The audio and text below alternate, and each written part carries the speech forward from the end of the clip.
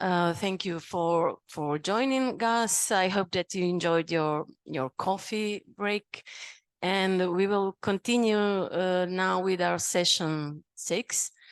And for those of you who don't know me, I'm Iva Grabarić Andonovski from University of Zagreb, and I'm the editor of Food Technology and Biotechnology Journal, member of PubMet organizing committee, and also is vice president, is an association of journal editors, International Association of Journal Editors. So I greet you all today, and I introduce our next speaker who will present their fabulous work. This is Eva Czegledi from ProQuest. ProQuest is a part of Clarivate, and she will be she will show you how they can help you obtain the products and services that you need, and in which way they are organizing their solutions, so and what they can offer, so in short. So please, Eva, the floor is yours. Good morning, soon good afternoon to everyone. Thank you very much for your attention. My name is Eva Czegledi. I'm coming originally from ProQuest, but now we say ProQuest part of Clarivate. And actually today, maybe we will not need 10 minutes for that presentation, because the message which I would like to tell you is Clarivate. Clarivate is I would say, a huge company group after merge with ProQuest and Exlibris. So we cover various solutions, various smart help for different groups of the research or the library community. So you may see, or you may recall Clarivate as the Web of Science provider, or data and analytics based on the Web of Science citation database. You may have seen already ProQuest by various databases, aggregated content, or ebook collections, or even videos. And some of you might have, especially those at the library, might have already used the information and the library solutions provided by Exlibris or Innovative. With the merge of the companies, and now we are called Clarivate as such, we are proud to reach over 99% of the top 400 universities in the world. Over 26,000 libraries use our solution. And of course, it means that the final end user group is a huge number. 130 million students, researchers, and lecturers use us. What does it mean? For the libraries or for the universities, it means that we can see from a holistic point of view the best solutions and the probably, if not the best, but the optimal solution for them, coming from the content side, from the research analytics side, or from the cataloging or processing side at the library. We handle a lot of data, like coming from Web of Science, 2.3 billion citation data. We have a very nice collection of grants data covering over 110 billion USD. We collect still the biomarks and the patents in our collections. But beside these more or less legacy Clarivate solutions, the ProQuest part of the business means that we are in contact with over 9,000 publishers, 9,000 providers, who either database input or journals or ebooks books we get from them. The number of ebooks we cover is 3 million. We digitize, and we have digitized a lot of content from national libraries or national museums, so that the various cultural heritage can be distributed among other libraries or other countries. Over 600 years of experience are collected like that. and which is very important is the dissertation collection. And dissertation originally came from the ProQuest side, and by now the Web of Science collection, the Web of Science platform has an access to the dissertations. What does it mean for a university? Again, from the holistic point of view, the university can offer their young researchers to be shown on the Web of Science platform at a very early stage. And we believe that coming through the full process of, or the full workflow of research, from dissertations, then the preprint index, then the articles and the citations, can create a nice, almost full picture is what we can say. And obviously it's very important that when we handle so much data, we are not lost in details. So at the Ex Libris element can help with that organizing, controlling in a nice way, and making simply and smoothly available the various data. First of all, for the young researchers or patrons, the results should be simple and should be without any questions. So the web discovery solutions are important, and our web discovery solutions use a huge pool of data with over 5 billion metadata.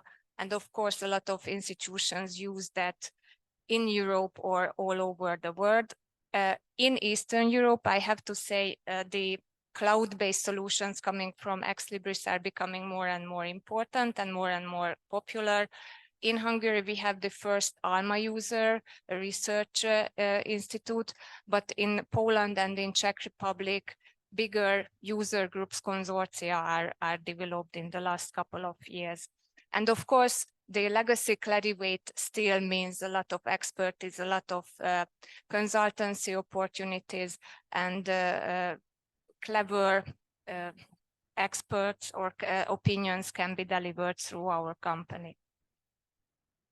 In a nutshell, at the end, what does it mean for you? So for a university or for a research institute, the young researchers or the students can meet Clarivate at the library. The aggregated content can help to prepare for the next day lessons, or to prepare the assignments, or at the end of the course to make the diploma work. For the young researchers or the lecturers, not only the ProQuest part, but the Web of Science, the citations, the references, the data or details, who cited me, which institution is very interested in our works, and so on, can help. And for the librarians, it means that they can organize the data in a very simple and very clever way. And if we talk about people behind the organization, I'm the account manager for, let's say, Croatia and some Southeastern European countries. And obviously, I have a lot of colleagues who help with their expert knowledge. So I would encourage you, as I'm the first layer of contact for the institutions, to feel free to contact me if you find something which is very nice, which is not too nice. If you have a comment, please let me know. And then I will involve my colleague who have the expert knowledge about things. So very simply, Clarivate, one company, Web of Science, and the data analytics about it, the ProQuest aggregated content, ebooks, databases, and Ex Libris as the solution provider for libraries. So that was the message. I appreciate your attention now. Thank you.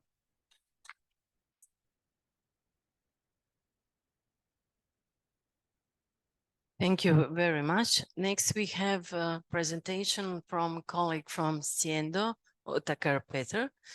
He will be also showing what the fantastic work they are doing. So I think Carlo is now preparing the presentation slides. So we will start. I just want to greet also our online participants, and please, because you cannot unfortunately be with us here today, and it's beautiful in Zadar as each year.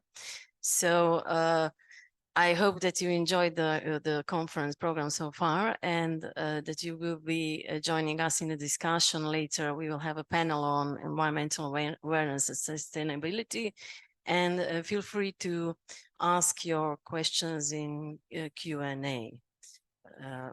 So Otakar, thank you very much for being with us in Zadar, and thank your colleague Mirjana Page-Bar for recommending our conference and our collaboration. So please walk us through your presentation. Thanks. Thank you.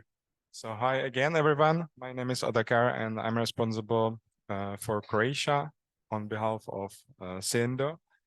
We are not just a publishing provider, but we are like part of the Walter de Gruyter publishing house, which quite renowned history, almost 300 years.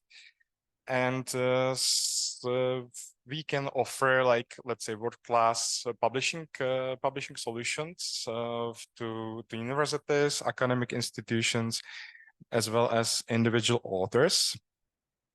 So we basically on our platform publish journals and books, but also conference proceedings. We have quite a global focus. Currently on our platform, we publish more than 500 journals, books, and conference proceedings, as I said, and we collaborate with 300 scientific institutions worldwide in 40 different countries, including Croatia. At the moment, there are 8 Croatian journals published on our platform, including Acta Pharmaceutica, Business Systems Research Journal, Archive of Industrial Hygiene and Toxicology, Medical Research, and Croatian Journal of Fisheries, which contributes also to nature. So this is shortly about what we publish, and shortly about our platform. We develop a publishing platform which is currently visited over 10 million users a year from different countries and continents. Currently, we received like 50 daily visitors a day. And we offer editors top publishing technology based on our expertise, mainly in open access publishing. And we also help the journal editors to get indexed in Clarivate, Scopus, and PubMed. Currently, there are almost like 150 journals published on our platform, which are indexed in Web of Science, and almost 180 journals which are indexed in Scopus, and almost 20 journals indexed in PubMed. So that's it. Science changed the world. If you have any questions, I will be glad to answer them, and you can approach me here on the table and we can discuss any potential possibilities for collaboration and so on. Thank you for your attention.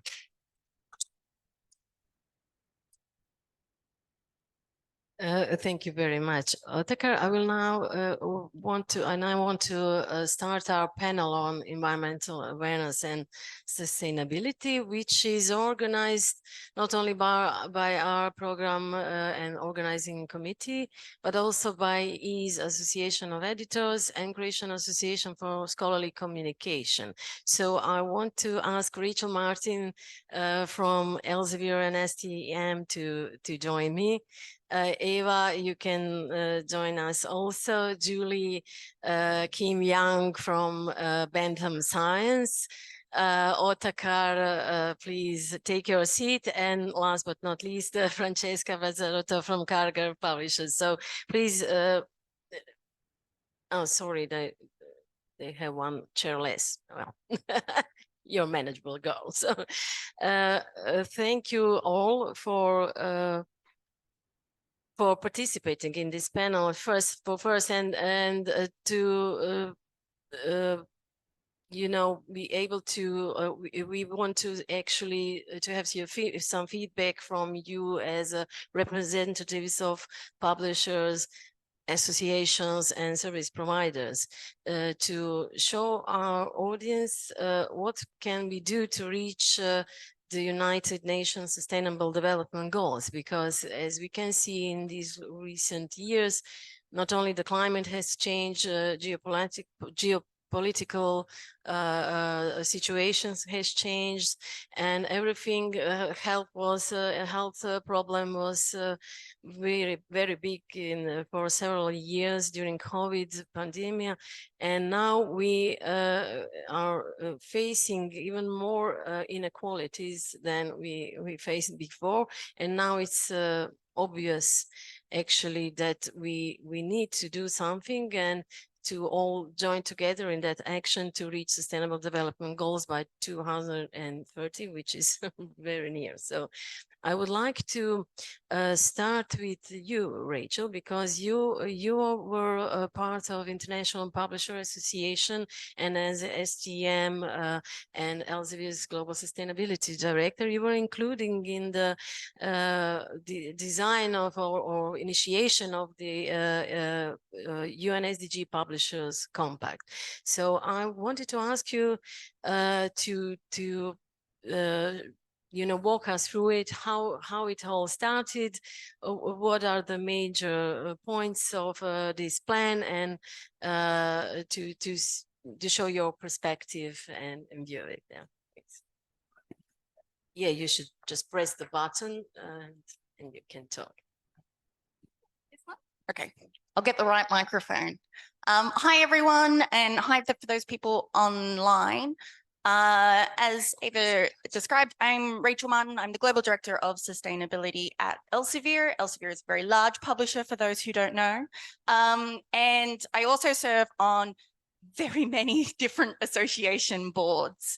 And essentially, about 5 to 6 years ago, I was the Chief of Staff to the International International Association of Publishers President, which was Mikhail Coleman. And we were, you know, dealing with the major issues within the publishing industry, which is freedom of expression, it was copyright, but we weren't talking about sustainable development. Now, for those in the room, I know it's getting low energy at the moment. Who knows what the Sustainable Development Goals are? Hands up, anybody? Excellent. Who knows what SDG number 13 is? How passionate are you? No one? Oh, it's climate action. Oh. But essentially, the conversation around the Sustainable Development Goals, it just wasn't happening within our industry. And so we wanted to put it on the agenda. And to do that, what we had to do is to come up with a way that we could get not just academic publishers, I'm talking about children's publishers, I'm talking about trade publishers, I'm talking about the HarperCollins, all the way to the little indie publisher in Brooklyn, publishing out of their very small shop, to get SDGs to the center and to start prioritizing them. And so we decided to come up with the SDG Publishers Compact, a list of 10 concrete steps. Let's face it, the SDGs are 17 incredibly broad goals. I mean, ending poverty, minimizing climate change. How do you relate that to everyday, you know, publishing activities? So we came up with 10 concrete steps. Those concrete steps were essentially make someone, you know, in charge of it. So we've seen the rise of people in my position across the board. So there's lots of my counterparts now at other publishing houses that I get to talk to, which is awesome.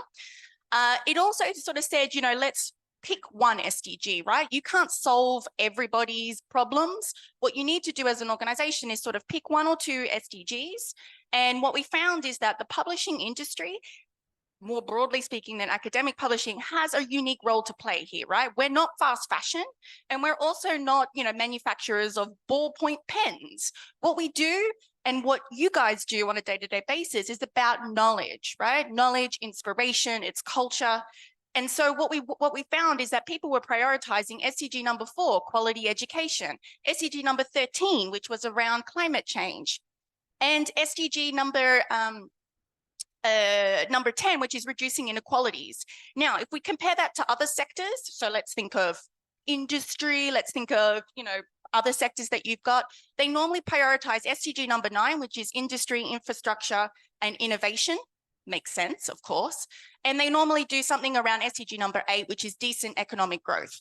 So you get the idea that actually where we think of in terms of knowledge economy is a unique contribution to the SDG agenda. And so that is why we started the SDG Publishers Compact. It's gone from strength to strength. We have over 300 signatures, which include national associations. So you'll be delighted to know that Bogota is the latest one. So the association in Bogota has now signed up to the SDG Publishers Compact. But we also have the French National Association. We have the Elsevier, Springer Natures, Karger, Brills, all signed up, which is amazing because it means that they are now committed to not only thinking about SDGs, but to think about how they progress it in 2 really important things, and then I'll be quiet. The first one is basically to think about it as a responsible business, right? It's not just good enough to us to say, okay, yeah, we're going to put, SDGs, here's the content related to SDGs. That's important. But we have to make sure that we have diverse workforces. We have to make sure that we are reducing our carbon footprint. We have to make sure that we are being as responsible as possible. And you have heard yesterday as well, lots of different ways that we are doing that. And this was a way for us to really think about those policies and how we're going to make sure that we are responsible. And the second one is the content that we produce. So to make sure that that is as impactful, as delightful, as inspirational that it can be. And where do we need to really think about launching new journals, new topic collections, thinking about inequalities, thinking about our editorial boards. And so that has been a really great project in terms of getting people to start thinking through, okay, what do those SDGs mean and what does it mean for our industry? Yeah, thanks. Thanks, Rachel. This is a very great introduction. It was one of the things that attracted me the most because when I was running, I started to run Environment and Sustainability Committee in EASE. That was the first thing that I actually read. And I'm sorry to say that there are not many publishers. There are only 2 actually journals that signed UN SDG Publishers Compact so far. So we are trying to promote this as widely as possible in Croatia and to stimulate other publishers and journals to join it. It's super easy. Super easy. It's an online form. Anybody who wants more information, let me know. Yes, that's true. And I wanted to ask you, Julie, because your company, Bentham Science, is one of the signatories of the compact. And so how are you feeling about it now, because it was some time ago when it was launched? What are the ways your company is promoting SDGs? How it changed perhaps your even point of view to the complete publishing scene? Well, Bentham Science is a small publisher, so it's taking us a while. But we're starting with our journals. For example, our journals and books are already identified and categorized in different SDG based on what content they can find.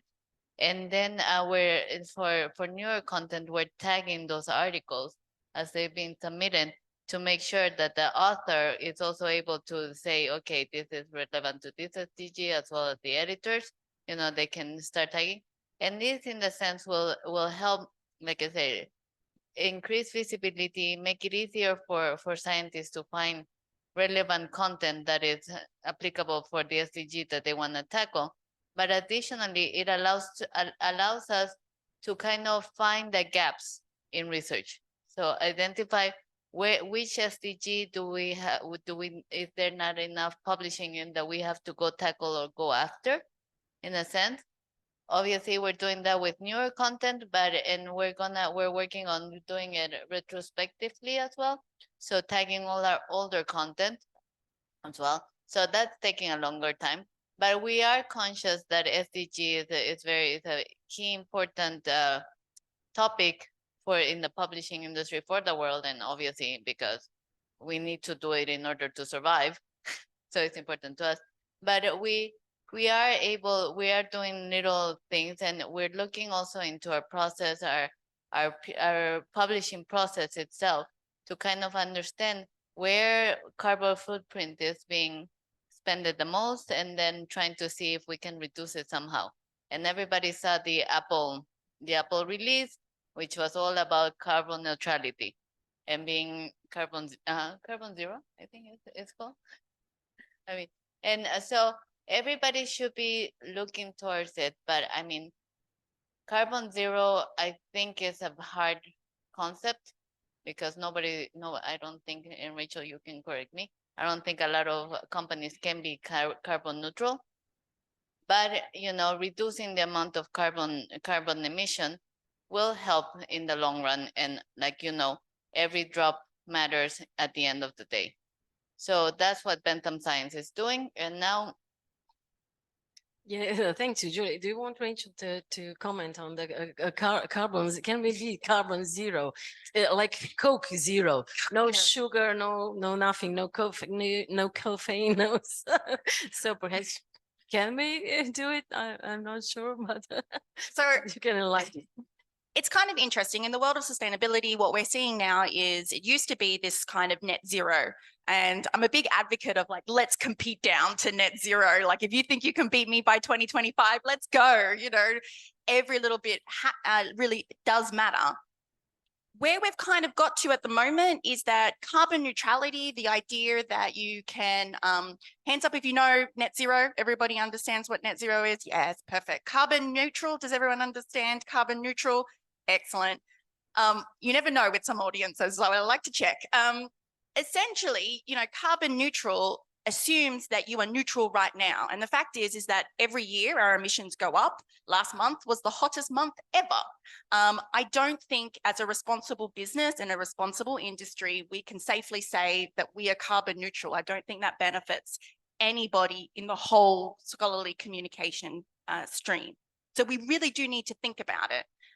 What we've also done is a bit of a process. So most companies here, I would assume, have set their science-based targets, which would be at a company level, the carbon performance of your organization. So that's looking at your light bulbs, it's looking at your car fleet, it's looking at your office locations, and all of those actions, as you will at universities, make a big difference. But what we're now starting to do is have a look at an individual product level. So think of an individual journal. Think of the idea of open science and the infrastructures that are there. We had some amazing conversations yesterday about the amazing infrastructure that people don't know about or may not be utilizing. All of that has a carbon impact. And the thing about net zero or getting down to net zero is being really efficient. My finance team love net zero because at the moment it's a cost reduction. It's the sweet spot, right? Making, you know, lights more efficient, all great. Where we need to really do is start thinking about the data embedded in that scholarly communication system. And we've taken the first steps in terms of the industry, and I'll just skip over to give you an idea. So here is last year, Elsevier, I co-founded a Publishing 2030 accelerator, because every time I got together, people were like, we should put a carbon label. How much is a book? How much is a journal? Like, we can do this. We've got the data. We can do it. So we launched a prototype. This is the prototype. And we've now spent the last 12 months. It's for print books, so physical books. What is that? And now this methodology works for your bestseller fiction that you're going to buy at the bookshop. It works for an academic book, and it will work for the little children's book as well. And we're trying to align that across the entire industry to try and get us to a standard. Now, I'm talking to the converted here because you know that standards take about 20 years to do.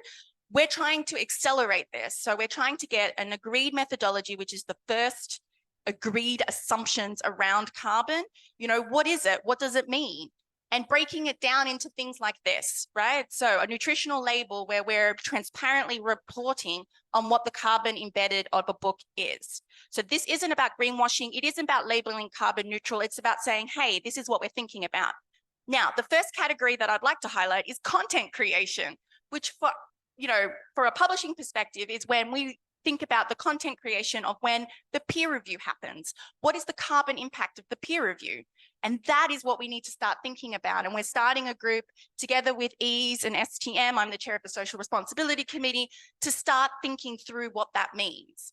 And it's something that, maybe you don't think about on a day-to-day basis unless you're me, But we really do need to start accounting for it, baselining, and then thinking about ways that we're going to reduce it. Because although, like I said, we're not fast fashion, we're not a H&M or a Zara, we have a footprint and we have a responsibility, and we should and must move a lot faster.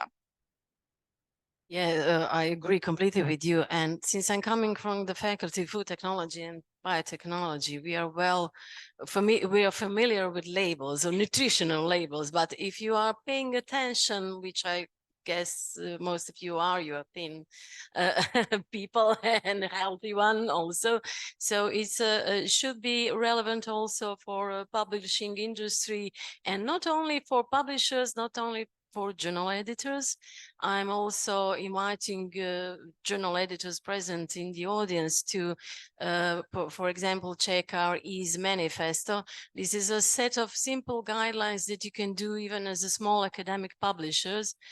Or small academic journals, journal editors. So just to reduce your carbon footprint to the extent which is, acceptable, sort of speaking. And when we are talking about all the active parts or all the participants in this process, we shouldn't neglect also libraries. And Eva here will, I hopefully for librarians present here, they will find some answers.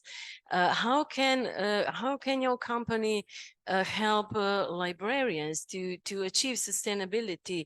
Because you have recently conducted a survey about libraries facing global challenges, which I congratulate you on that. This is really important survey to detect what are the needs and how can libraries join this train, so to speak. So can you share a bit of your about it and actually what support you offer for them? Thanks. Thank you. So, well, sustainability is a bit of vague topic, and even if we follow one of or all of the 17 goals, it's hard to say. And we always think, agreeing with Elsevier, yeah, the company itself should be sustainable. So we have the report and we can state how many nice patents are born with our help and how many research-oriented green company uses our stuff and so on. But finally, when we get down to the daily work, you as librarian or researcher or publisher will have to go to the office or from home, and then you have to start to work. And one of the biggest things we found that everything is now in the electronic world, and the electronic processes are taking over. Maybe not too much for the Croatian libraries or universities, but like on the agreements, electronic signatures are used. We don't need the paper. We don't need the stamps. We don't need to go to the post office. Again, on the invoices in Croatia, I know it's only electronic invoices. Again, we don't need to print them out. So these very little steps, and maybe it's not as great on the horizon as one of the sustainable development goals, but this is what can influence our work day by day. And obviously for the libraries, if we talk about only the librarians and the libraries, especially during the COVID times, we found that electronic content were just used record numbers and volumes. I'm sure all of the publishers here can say that. I've heard that, let's say, publishing quotas were dried up by, I don't know, end of August, because all researchers were at home concentrating on the research, and the articles were born after each other. We've seen at Clarivate that the Web of Science platform was very much used. Electronic books were used, databases were used. And now, of course, after getting things back more or less normal, the usage is going down and we can concentrate on other stuff. But as I've told you, on the library side, the electronic content and the cloud-based solutions can be a solution. Of course, it always depends on how we calculate the carbon footprint, what kind of electricity is used, but that can be done. And then when we get there, how a researcher can check for the organization or for the journal or for the article about the impact, their own impact. Let me just tell you that within the Web of Science or within the Insight solution, you can find the citation topic schema, and then from there you can select the relevant goal, and then you can make the search based on that. But yeah, that's all from me.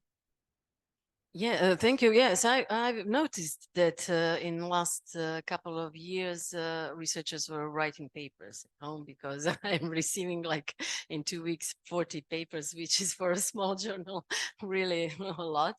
And I don't think it declined that much.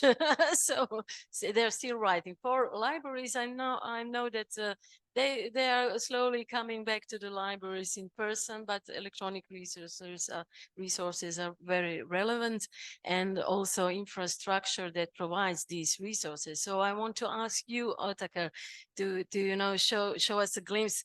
How is your company actually? What are you doing for enabling resources for researchers? For journal editors, etc., which are in alignment with sustainability and the sustainable development goals. Okay, thank you. Yeah, I think it's been already mentioned here. There's been dramatic changes after pandemics, and big switch towards open access publishing, I would say, and all these related technologies in open access science, which we also developing, including our publishing platform, but we also help editors to make their work much more efficient by implementing, for example, editorial systems, or converting the content into full text XML.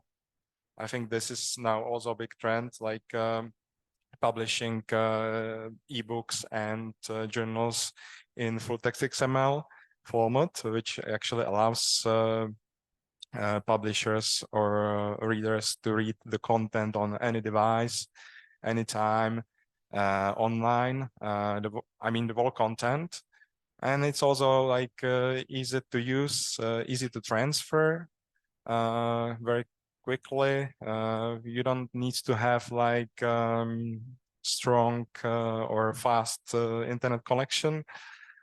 So yeah, I would say the technology changes this industry a lot, and at the same time contributing to sustainability, because now the work, it's much more efficient.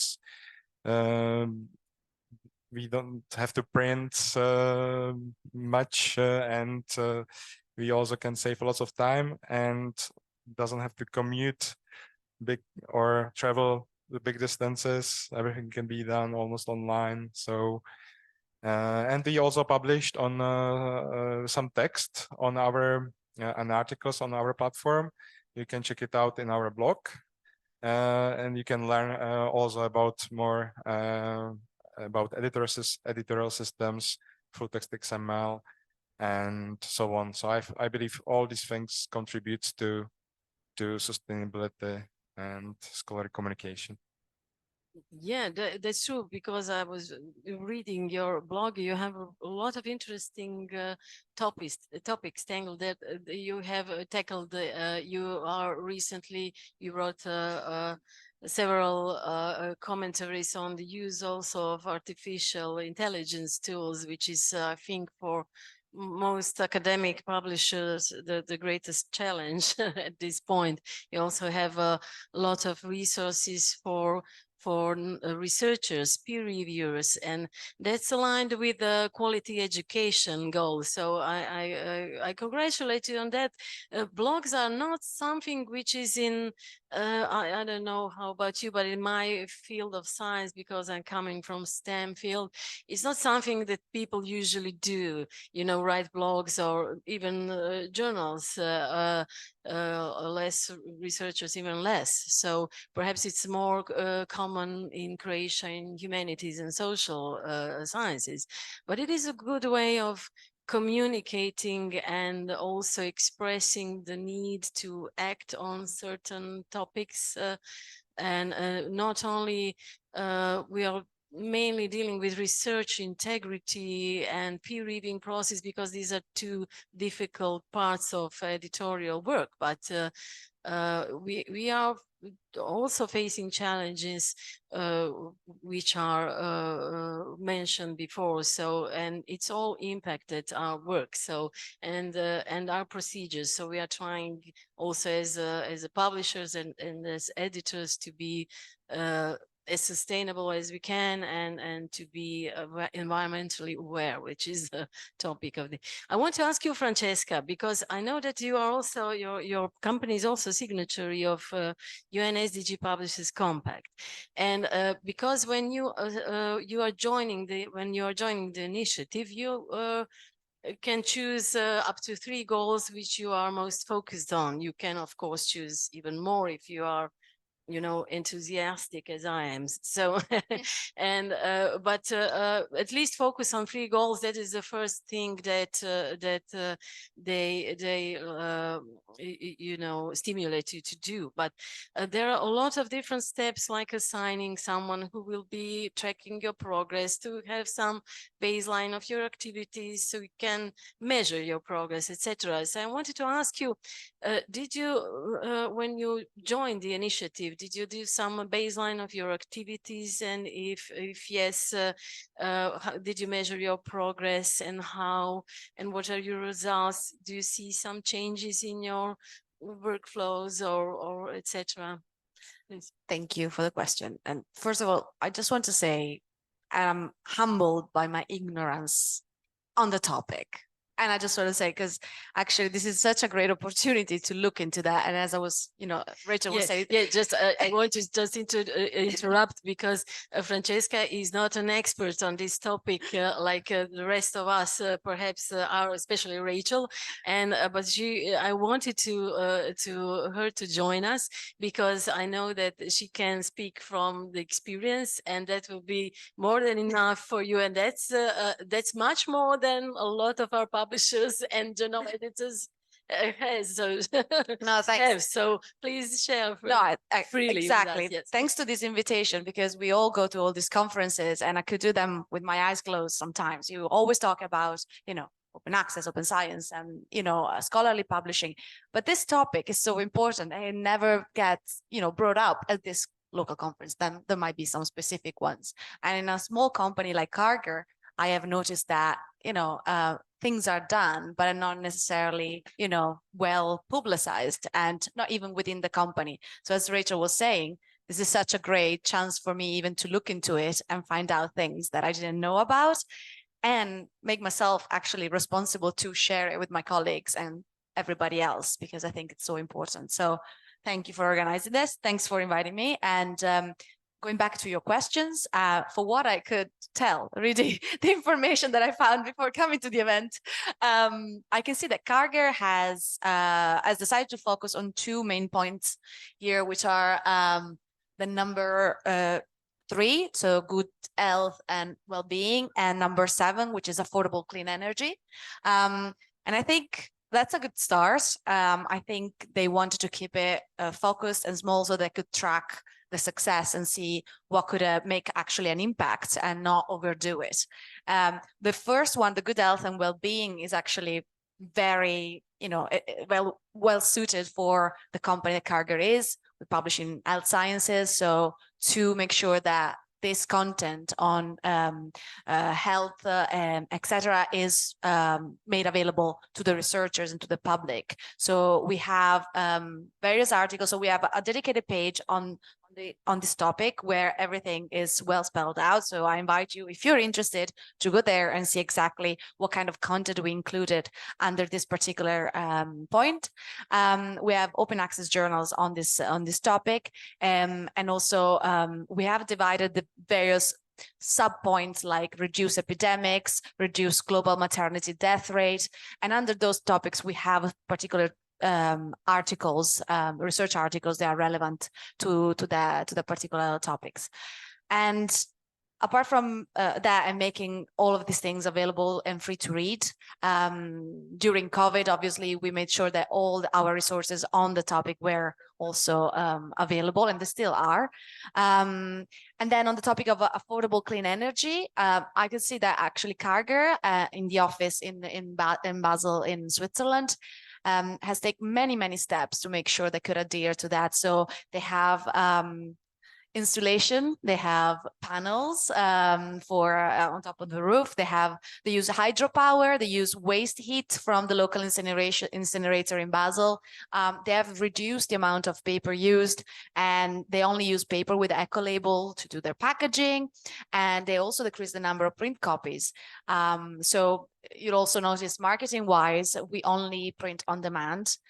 We try to leave everything as digital as possible. Then obviously, according to the market and to the request of institution, we will print the copies that are needed, but we try to have a zero waste kind of policy when it comes to these sort of things. So I think those are very concrete, very achievable things that any company can do, not only Karger, but any institution.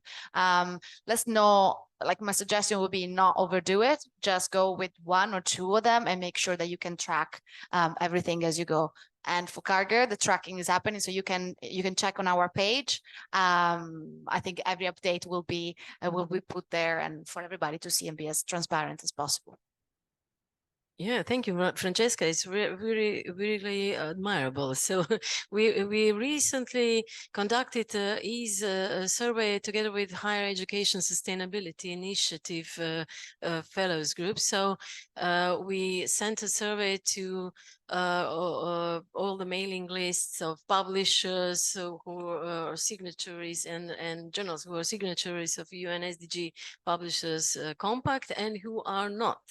And we were asking about what is prevailing them from signing the initiative. And actually, the most reasons are that they don't know enough or they don't think they can do enough, or they don't have any resources for that. But they were not aware of the fact that even simple steps that anyone can do at your own office and at your own home. So we switched all to energy efficient appliances and lights and etc. So we can do that also in publishing process. Do you need your plastic wrappings to send something? Do you need to send something at all? Unless you're dealing with our government, and you have to send both electronically and by post office in three copies, but it's different, different topic. Unfortunately, we don't have governmental representatives here because they were otherwise engaged. They'll agree. Yeah. And so, but when we are talking about the sustainability, I want to ask you, Otakar, data preservation is also very important, and we need to consider, we are always thinking about, even either printed or online version of the journal, but there is a lot of data in the back and a lot of metadata. And since we are trying to spread the idea that the research data should be open as possible and shared as much as possible, then we need to consider where should we put it, how and with what extent is it something that could be done because of the amount of data and amount of research which is done. Do you have in your company some procedures for data preservation? How are you doing that? And can you perhaps guarantee some sustainability, and how are you dealing with that? Thank you for this question. Actually, we offer technology from Portico, which actually allows long-term preservation service. So the data are basically stored on remote sustainable servers, which are in a safe location. And as I mentioned before, thanks to format like XML and so on, it can be really It doesn't have to be necessarily like so data consuming. This is still developing, I would say. So definitely, yes, there are some solutions, and we have to persuade really scientists and editors that the data are safe and accessible anytime, on any place on the world. And I think that's what actually technology already allows us today, nowadays. And we should definitely use it and empathize the importance of when it comes to sustainability and environment.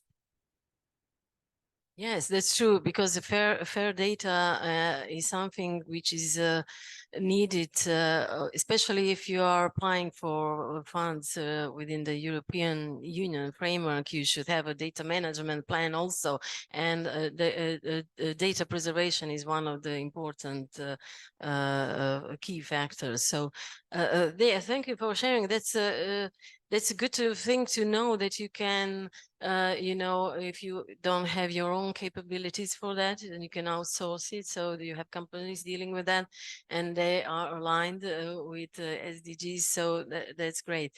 I want to ask you, Eva, I noticed that a lot of the material which ProQuest is actually providing is also something which would be important, I think, for early career researchers and everyone who is into it, like students also, because we shouldn't ignore the fact that education regarding SDGs should start early on, not in kindergarten perhaps, but we can use them from, don't spill the garbage everywhere, do not buy these small straws, yes, straw sodas, etc. But I think it's important at the educational level also, because we are at the university, also for not only for students and for early career researchers to raise the awareness. In which way you are promoting or persuading them to think more about it? Thank you for the question. Actually, coming back to the original ProQuest part of the company, aggregated content have various subjects. One of them is natural sciences, which includes sustainability. But we have developed recently a special sustainability ebook collection, which focuses on students, lecturers, so academic audience with unlimited number of users at the same time.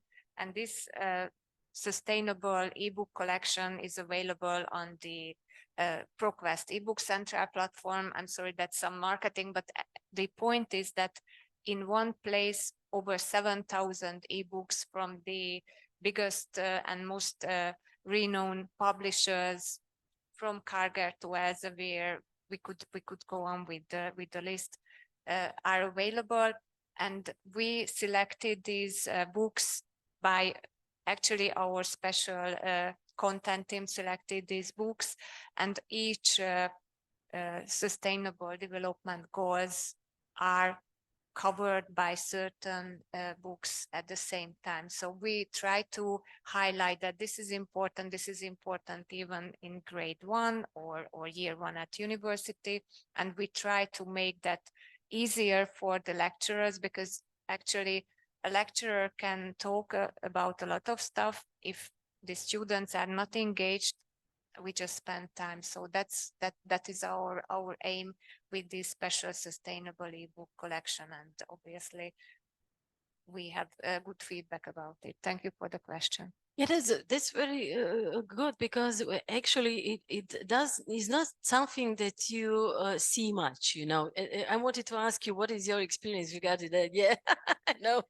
No, I think it's really fascinating, this whole idea of education. I mean, we had the presentation yesterday about, what does the future look like in 2060? And it's really interesting because I think language plays a big role here and research and science plays a big role here. If you just think of the idea of a label of natural gas feels to the general public like something that would be good. It's actually methane gas. That's the more scientific view of it, right? But what has happened is that we've got confusing narratives being pushed out through different communication channels. And that's why climate change and climate action is so incredibly difficult. And I think science has a role here. I've heard it, science literacy and education, and making sure that the public understand it. I think the biggest issue in the room here is misinformation, disinformation, and the idea that we have to make sure peer review is really robust. We have to make sure we have fair data sharing in order to have a scientific basis of which to make decisions.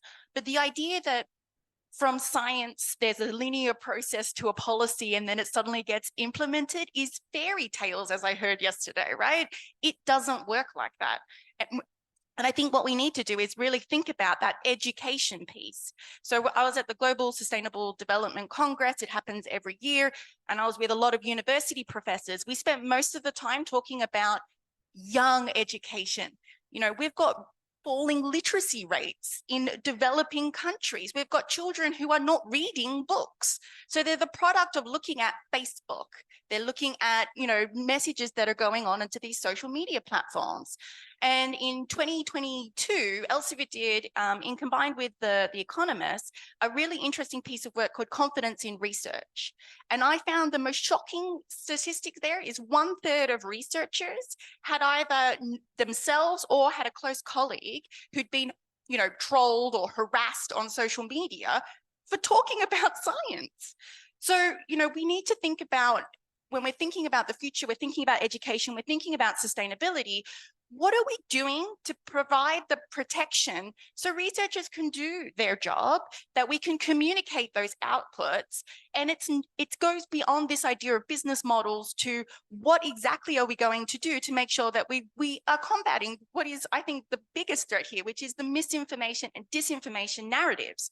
If we think about where the future of what I believe, science communication needs to be in 2060, it's the billions of little tiny decisions that come, and they come at the local policy level. It comes from the Council of, Sadar. It doesn't come from the COP26 or 28 or 29, intergovernment panels. What you're having is local policymakers making decisions in local languages, right? Where scientific dominant language is English, and they don't understand, right? And you've got very sophisticated marketing activities happening from lobby groups, from various different sectors.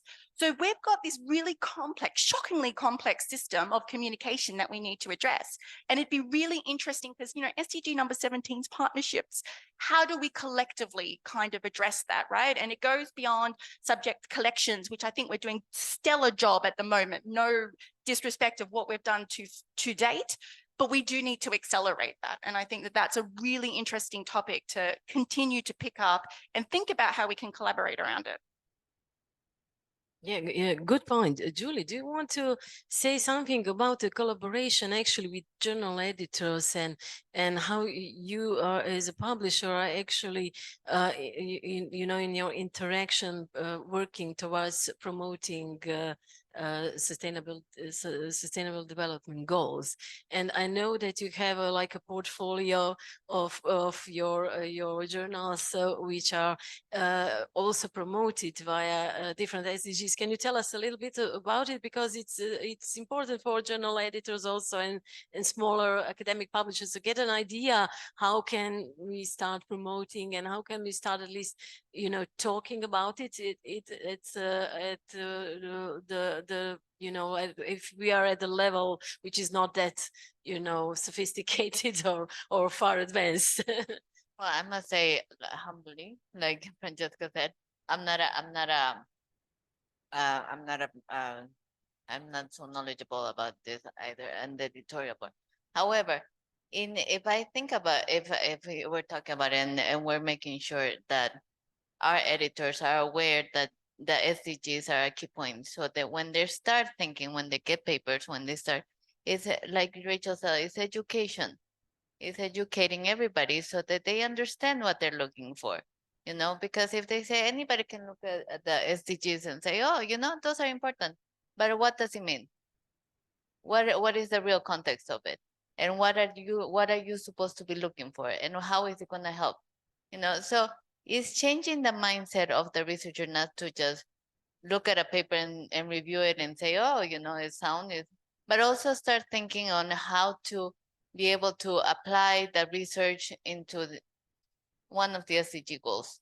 I mean, and that's in a sense, so that's what we should all be doing. And that's all. It's like everybody knows about SDG, but what it is and why is it important and what we should be looking for, I don't think a lot of people know. Yeah, thank you. That's true. Actually, we as a journal started introducing an option in our online submission system for authors to choose whether they want to assign their paper to particular SDG to promote it in that way. And when I was looking at what they are choosing, it's exactly what you're saying. They were not quite sure what to choose.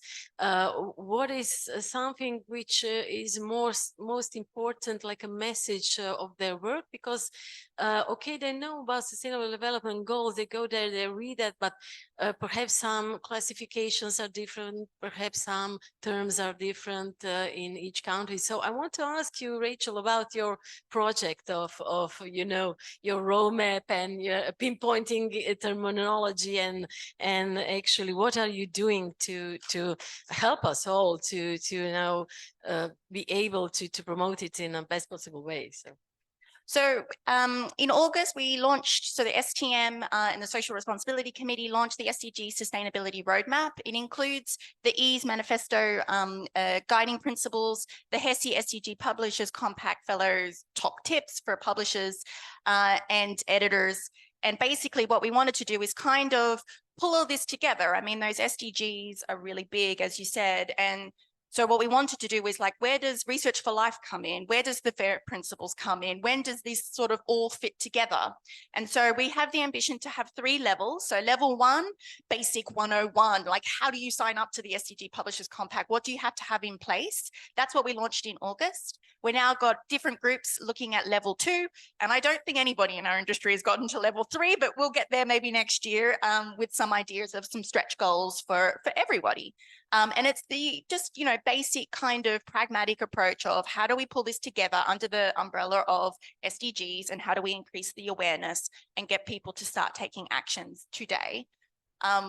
And, you know, I think editors and journals play a massive role. I mean, I can give you a case example from Elsevier. We have our energy portfolio, for example, and then you think of energy and you think of what's happened since Glasgow. We did have to do a big deep dive. So we went through the energy portfolio, we talked to the editors, and we updated all the aims and scopes to explicitly phase out coal and to add extra categories around carbon capture and storage, around, you know, hydrogen, making sure that we then went back and looked at editors, right? Did we have editors that were specialized in those fields on the board? Did we have editors from the Global South who would bring a slightly different perspective, particularly when dealing with phasing out of fossil fuels, so we could have that debate within those journals? And so it's incredibly important that we think of what's happening at a UN or an intergovernment level, also in terms of our journals, because quite frankly, if you've got an energy portfolio that doesn't mention explicitly SDG number 7, I would strongly suggest that you go back and think about how you're going to support that renewable transition. And that's the ethical position to have. So, you know, there are ways that we can, you know, insert a little bit of activism into our journals as well. Yeah, that's great. Yeah, great thoughts to take on. I want to ask if there are any questions from our audience. Do you want to perhaps have some advice or find out? Yes, we have one question. Do we have an additional mic? Yeah, thanks. Our colleague will bring it to us. Thank you for this discussion and how publishers are looking into that. And this is very commendable, I think, because all of us have to look in the societal challenges. But if you go back to the Sustainable Development Goals, one goal that this forum, this compact, this SDG Publisher Compact has not addressed is 10, which is reduced inequalities. And it seems like, you touched upon all of these about the content. So how can you classify content, how your business organizations, because your businesses, like any other self-respectable business, will reduce the carbon footprint. But you haven't touched anything on 10, which is very much related to open science. So what are you, as a compact, what are you going to be doing? Because we see the inequalities within Europe. So we are in Croatia. I'm from Greece. So we see the inequalities with Northern and the funding and the money. We see inequalities in Africa and Asia and Latin America. So how does this publisher, not each of you individually, because, you're doing different things, but how does the compact will address this? So the compact was about, like I said, beyond academic publishing, so beyond an open science. So think about children's publishing or the bestsellers, HarperCollins, Penguin, Random House. It was a way of putting it onto the agenda, I think, of the publishing industry. From there, I think EASE and other groups have really picked it up and now starting to think about how do we digest that into more concrete actions. So STM as the body setting up a social responsibility committee. Now we're looking at, the inequalities around what does equity mean within the context of this. So it has actually spawned dedicated, more focused groups and discussions. So I know the HESI group, for example, are looking, they've got equity tips now. So they're explicitly looking at that. They're also coming up with recommendations around, how could we be more transparent about APC waivers? There was a great piece of work around open access uptake in Africa and what does that mean? And so it's now helped, I think, bring that up. And I think it's going to be dealt not at an SDG Publishers Compact level, but probably within the different associations coming together and working. Is that I think, you should be able to present that in presentations in fora like this, because otherwise, as part of the audience and the community, it seems that, the publishers, and I have to be very blunt here, right? It's like you're presenting SDGs and you're beating around the bush. So, you're presenting all of these, SDG, blah, blah, blah. And then, what the community really cares from the publishers, that you are part of the community, of the scientific community, is to look at the problem that, we have. So this would be very much, appreciated. Yeah. If you... Yep, and totally noted. And I think the other conversation we're really having is how do we create the indicators that would both baseline and report on progress. So we're going to get far more concrete, I really hope, in the next sort of 18 months. I mean, you only have to think about accessibility for visual impairment. That's not something, I can't tell you a number today of how much of our articles are accessible for those with, visual impairment. We don't have a metric. It's not part of the metadata. And I think we're now thinking through what does that mean? And I think, open science and some of the APC waivers and stuff will be part of that. I want to ask if some of you want to share, how are you approaching inequality? Do you have some fee waivers? Is your accessibility options, are they included in your? I just want to answer generally speaking, because as you said, absolutely, every publisher does their own thing. And I think when it comes to these sort of events and things like that, we are so focused on other issues. And because, as you said, we're commercial publishers. We are going with the flow. Where is the flow bringing us is transformative agreements, deals, things are happening, and they're pretty much Eurocentric, if not, US-centric now that it's coming to it. And where does it leave the rest of the world? But in good faith, talking to everybody, there's always something in place there, even if we don't talk about it. So I know a lot of publishers are agreeing to, are part of like Research for Life or AFIL or those sort of things. Most of the publishers have waivers for open access. So I do think at the base of it all, doesn't matter if it's a big publisher or a small publisher, there is this will to do something about inequalities, even if they don't specifically put a point on their website about SDGs or whatever, because we're all humans, so we all know that, okay, it's a business, but there's, you know, people involved in that. And I think a lot of companies, and, you know, Karger is small, but I think all companies have something in place that would allow, you know, people to work from other part of the world, that the editorial board members are as varied and as from all over the place as possible. And also there's no discrimination against gender, race, and all sort of sexual orientation or identification, or I don't want to say the wrong thing now, so I'm just gonna stop there. So yes, you're right. We should be talking about that a bit more, but I'm also aware that that's happening in the background almost everywhere, I would like to think, right? Yeah, but we can also say that a lot of large and smaller publishers have joined the initiative, so at least they are thinking about it. So do you want to add something? Because I see that Mario raised his hand, but if you want to add. No, I was just going to say, I mean, it's also, if I just, oh, you stopped sharing, but we did a, no, it's fine. We also did have a look at the sustainability frameworks which are being applied at universities. So that would include libraries. And what you find is most of those sustainability frameworks, so STARS, for example, and also the THE rankings, QS rankings, which are all now looking at impact, are developed in the global north and looking at global north indicators around this. So there is a wider question around what are we going to do about creating a more equitable society? Well, evaluation system around this as well, when I think the THE #1 placed university was the University of Western Sydney in Australia. And I'm thinking that's probably not the one that's experiencing the worst of any of those SDGs right now. So, you know, there's a wider piece here that we can definitely collaborate on. Do you want that? Yeah, thank you. Perhaps in terms of technology and accessibility, I can show you how actually we implemented on our publishing platform the accessibility. So, but I will need you to present it on the computer.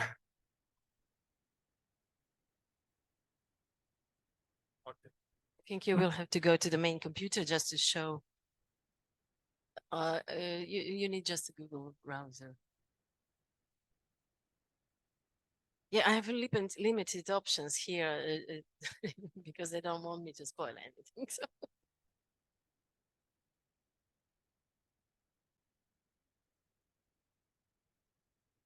So basically, we recently implemented this accessibility menu,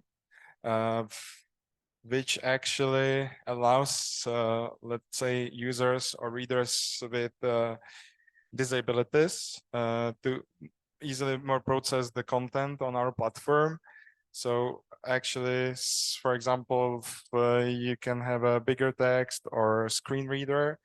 This is again related to full text XML because screen reader only functions with full text XML content.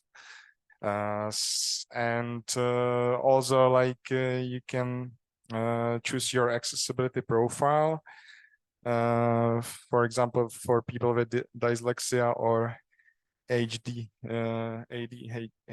like me. So I know this is like maybe something like, again, like more technological, but perhaps this could be also related to the topic. Yes, yes, because we have recommendations as we are university publishers to implement this at our websites, but for now we are not, we have some options, but not that many. So good to see that there are a lot of things that could be done. I should speak to my colleague later about it. Mario, you wanted to ask a question, please? Feel free. So I wanted, if you know maybe of any activities regarding sample sizes and this era of AI machines and things we're doing for research. We all love data and we love big data, but how sustainable that is and what is that carbon impact compared to doing some studies that maybe give us enough proof, but we don't maybe trust them as much because they're not done on high enough samples. Do you see any work being done in that direction? Do you mean the carbon impact of sort of crunching the numbers in terms of large language models? Not just them, but whenever we conduct a study, we do it on a sample of either participants or, you know, documents and large models. Is there sort of a yes, we'll allow large language models because we'll reduce carbon footprint somewhere else because they think they help us. Do you see any developments of that, including, I mean, even my studies or studies on animal, we try to reduce the number, but a lot of arguments are now going not just because of p-values or the need for power, but also for sustainability. And I was curious if you know of any developments in that direction. I think just speaking on mine, I open the floor up to my panelists, but essentially within Elsevier, we already have systems where we're evaluating the use cases, and we're very selective on what we're going to be using large language models, mainly for the carbon impact of it. I haven't heard the same in the academic sphere, but I am now having conversations with a couple of universities who are a little bit ahead, I think, in terms of calculating their university footprint and then thinking about that research impact. Because I mean, obviously AI is top of priority at the moment, but I mean, I was talking yesterday with a great person here, and we were talking about, okay, well, what is the carbon impact of research? Because if you're a climate change researcher and you're flying to the Arctic for an ice core, it's arguably quite a large carbon footprint around that. And so there's a lot of, the University of Rotterdam, I think, are also thinking about this. There's responsible travel, you know, the idea that universities are incentivizing researchers to travel around the world in order to progress their career and presenting the posters. So I think there's a rethink that's happening more broadly, maybe at a centralized position, but I haven't heard anything in AI, but I think it's a little too early as people kind of grapple of what is the carbon impact and what does it mean? I think we've only just figured out what Bitcoin's carbon impact was. So maybe it's a little bit too early, but yeah, I'm no expert in that specific part. Any? Please. First, I want to congratulate this panel because it's very important to keep in mind that we all kind of dedicated to these goals, but how we implement and how we move toward this direction, that's what we're supposed to think about every day.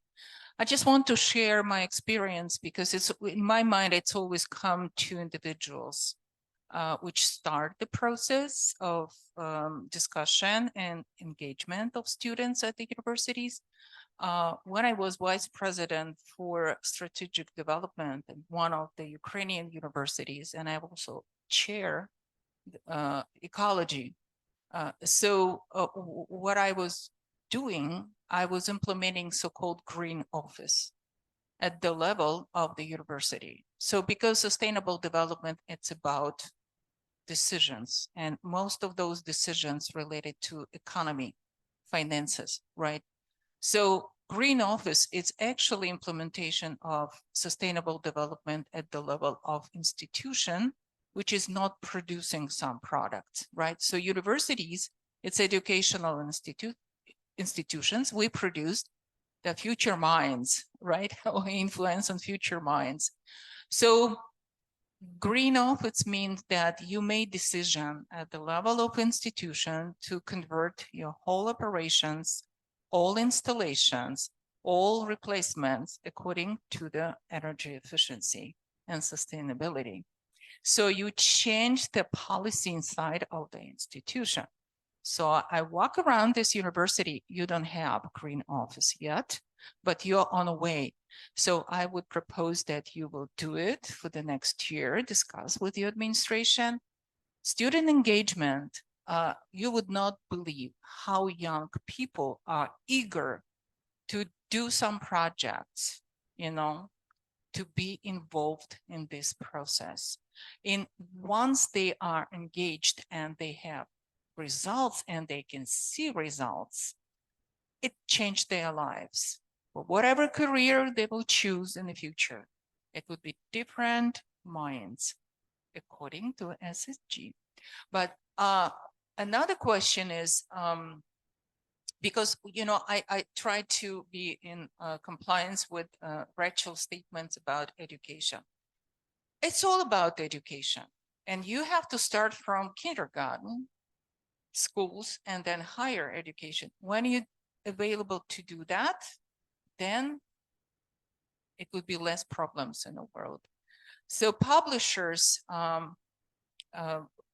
it's not just about footprint. it's also maybe some encouragement for your authors. And you know how it works like in kindergarten, it's encouraging labels. So you create a little sticker to the publication. I'm just fantasizing, but you know, you don't have to pay, but you spend money, but just to kind of ask for more concerns and rethinking process. And then you can label the good research article or good institution or good university, which complying with that. And it would be very interesting because students will support it, believe me. School students also will support, believe me, because I was practicing that and I can see results. And it's also bring the new generation of people who would be working in different research fields with this set of mind concerning the future generations and future research. And they might choose careers to do research in the fields of sustainable development. So, and thank you for the panel. I really appreciate it.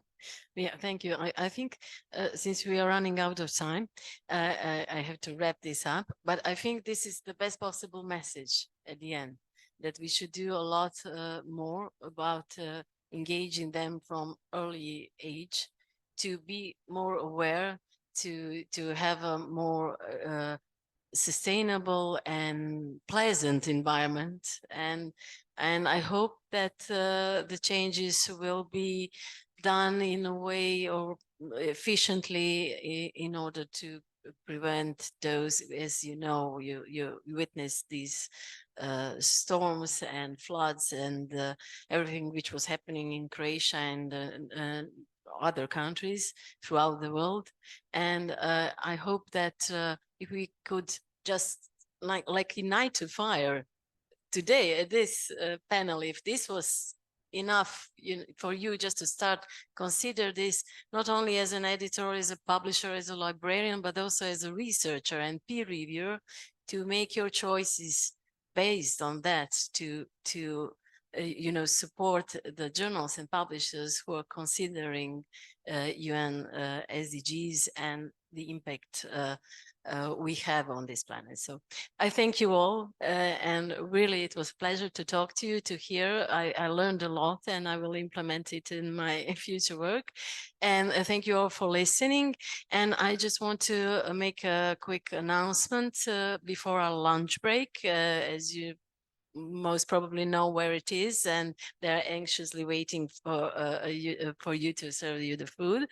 That we will have, last but not least, session with Petr. I'm not sure where he is. He must be preparing on artificial intelligence in scholarly communications. I can assure you it will be great also session. And afterwards we will have a discussion and a few also short talks on that topic, and the conference closing. And a quick notification for you who are going on Kornati boat tour, to check at the registration desk where the starting point is. And colleague Jelena Vilicic will be with you, and she will share all the relevant information for you to find the boat and get that on time, please, on time. Thank you all, and it was a wonderful session. Thank you.